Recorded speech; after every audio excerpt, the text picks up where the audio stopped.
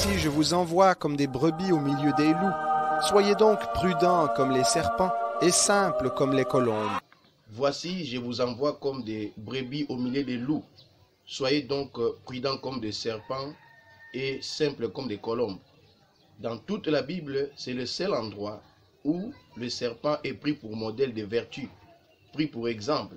Et nous voulons essayer de voir la vie du serpent pour tirer une leçon par sa façon de ramper, par ses réactions, voir en quoi est-ce qu'on peut être prudent comme les serpents. La nuit tombe paisiblement.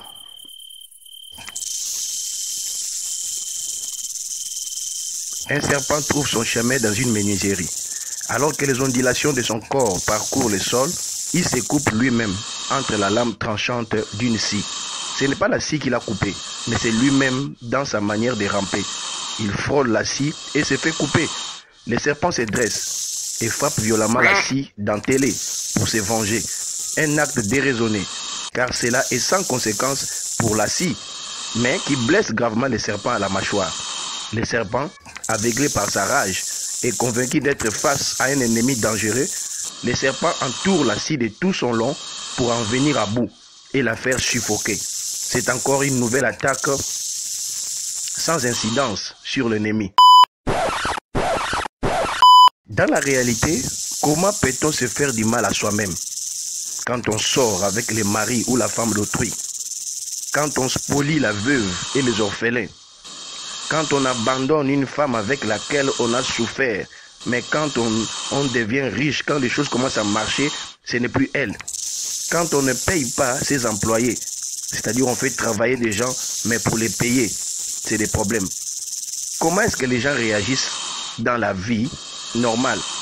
Ils sont dans les torts. Ce sont eux-mêmes qui sont à la base de leur malheur, mais ils cherchent à s'en prendre aux autres.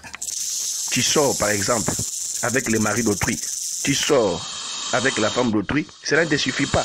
Tu cherches à ce que cet homme-là quitte sa femme. Tu vas même à féticher la pauvre femme que tu as offensée. Tu ne payes pas tes employés, mais tu les enfermes quand même en prison quand ils revendiquent leurs droits. Ton frère a laissé sa femme avec les enfants et les biens, il est mort. Mais tu t'accapares des biens, tu t'accapares de la maison et tu nuis aux orphelins, tu les chasses de chez eux. Mais après, et c'est toi qui vas même au tribunal pour les traîner en justice. Quand tu combats quelqu'un, qui ne te combat pas, quand tu attaques une personne qui ne t'a rien fait, tu te bats contre toi-même. Et la Bible dit, la malédiction sans cause est nulle et sans effet. Sans effet sur la personne vers laquelle tu lances tes armes. Sans effet sur la personne avec qui tu te bats, mais avec effet sur toi-même. Bien-aimé, il faut réfléchir à 2 fois avant de réagir face à une situation. Demande-toi d'abord, est-ce que toi-même, tu n'es pas à l'origine, à la base de ce qui t'arrive? Exemple, ton travail, c'est d'escroquer, de racketter les gens. Et tu t'étonnes que les choses bizarres t'arrivent dans la vie. Mais, qui se moque de qui? Toi, ce sont les femmes d'autrui que tu cherches. Ce sont les maris d'autrui que tu veux. Et tu t'étonnes de ce que les choses ne marchent pas. Des choses bizarres t'arrivent. Mais qui se moque de qui? C'est encore une nouvelle attaque sans incidence sur l'ennemi. Un ennemi pourtant sans conscience, vainqueur malgré lui d'un combat sans adversaire. Le serpent se tue lui-même sous l'effet de sa propre étreinte contre une lame aiguisée et apathique. Ignorant, le serpent est mort dans un combat contre lui-même, tué par sa propre colère. Le message est fort ici. Souvent, lorsque nous réagissons sous l'effet de la colère, nous pensons que les autres nous ont fait du mal, ils nous ont blessés, qu'ils ont agi sciemment. Et nous réagissons au quart de tour, alors que ce n'est pas nécessaire. Nous cultivons de la rancœur et du ressentiment.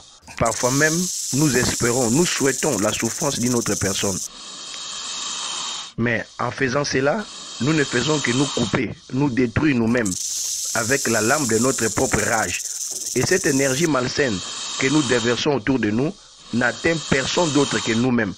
De tels sentiments sont souvent inoffensifs pour ceux dont ils sont la cible.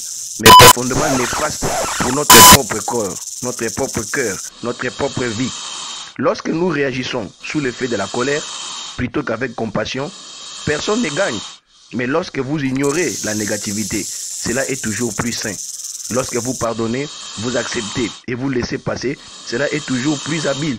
Se concentrer sur la création plutôt que sur la destruction, cela est toujours plus sage. Il est plus noble de bâtir la vie que nous voulons plutôt que de chercher à détruire la vie que nous ne voulons pas. Si quelqu'un se comporte mal avec nous, au lieu de réagir avec agressivité et violence, peut-être devions-nous nous comprendre. Peut-être devions-nous comprendre ce qui est en train de traverser cette personne et faire preuve d'écoute et de compassion. Peut-être que sa journée a été difficile. Peut-être que toutes ces journées sont difficiles. Lorsque nous regardons les choses avec une telle perception, une nouvelle perception, il est plus facile d'abandonner ce qui n'est pas constructif pour notre futur et simplement laisser passer. Nous devrions avancer avant que la colère nous consume et nous détruise comme le serpent.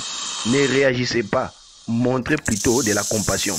Ne ressassez pas, avancez, restez concentrés sur l'élaboration d'une vie meilleure.